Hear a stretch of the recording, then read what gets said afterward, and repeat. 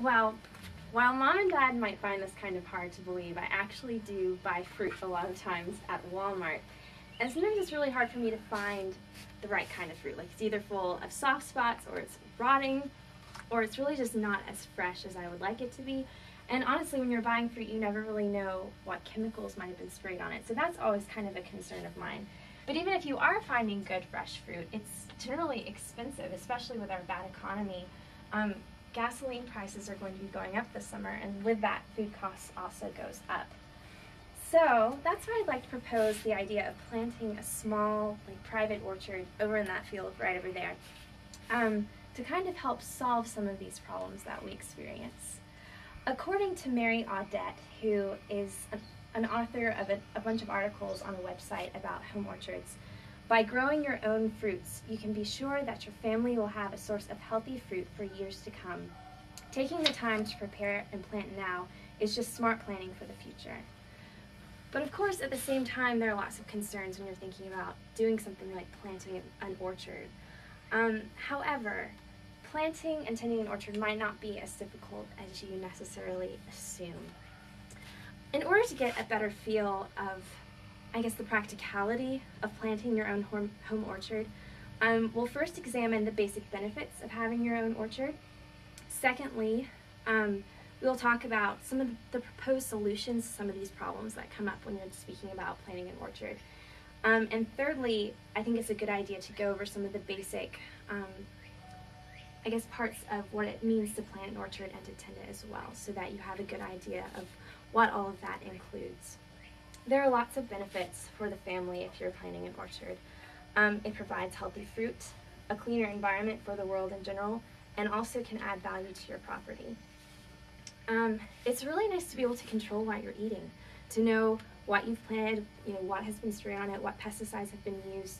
You really are able to take part in the process of growing your own food. Again, according to Mary Audette, even transporting an apple 2,000 miles not only affects the freshness, the nutrition, and the taste, it affects the environment as well, with all of the fossil fuels used to transport the fruit.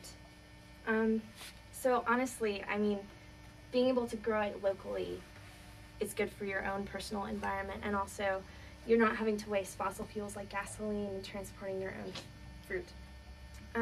Well-maintained trees also enhances the property value by making the surroundings much more beautiful, and just having a well-maintained orchard is definitely something that can put up the value of your property. Clearly, an orchard would be a benefit, but at the same time, you have to think about all the hassle. Is it really a practical option? It can be very overwhelming to think about having to plant the trees, having to prune them every year. Do you need to use pesticides to keep the bugs away? And then also just the prospect of having to gather the fruit every year is kind of overwhelming.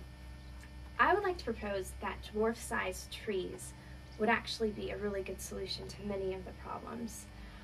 When it comes to fruit trees, one is better, not bigger, not better.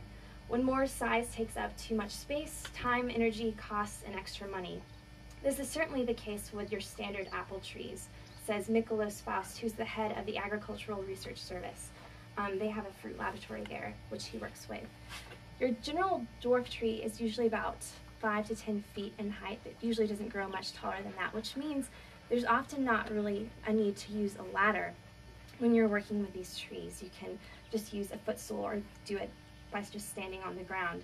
But at the same time, it still bears normal-sized fruit. And another advantage is that it starts to bear its fruit only after 3 years, where other trees it might be 7 to 10 years before it really starts to bear fruit. And it also has a smaller yield, which would be much more important to our family because we really don't need lots and lots of fruit around to have to do things with it. So it would be nice to have just a small yield that you could use yourself and give to your friends and then not have to worry about it anymore. And it's much more efficient for treatment as well because they are smaller. You don't have to spray a huge tree full of pesticides. They're much smaller and more condensed. Imagine just being able to tend your tree by pruning it and picking the fruit by only just standing on your feet on the ground or possibly using a step stool. It's much better than having to use a large ladder and climb up into a huge tree. And also another advantage, these trees are usually fairly cost effective. They're about $10 to $20 per tree that you're planting. While the use of dwarf trees make it easier, it's still important for you to understand, I guess, what goes into tending an orchard, because it does take energy and time to keep it going.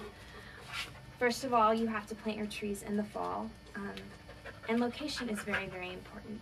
You need to make sure that the soil is really well drained. They often recommend digging a hole and filling it with water and then seeing how long it takes for the water to drain out of the soil to make sure if it's draining well, then it's a good place for fruit trees. Sunlight is also really important, and that's why I feel like this meadow out here would be a really good idea, because it does get a lot of sun throughout the day and throughout the year. And it also needs to be easy access for you and also for water in case you need to water it sometime if you're having a drought. The pH of the soil is also really important. For apples, it's good to have a pH between 5 and 6.5. For pears, you need between 6 and 7.5. And for stone fruit, it's good for the pH to be between 6 and 7.5.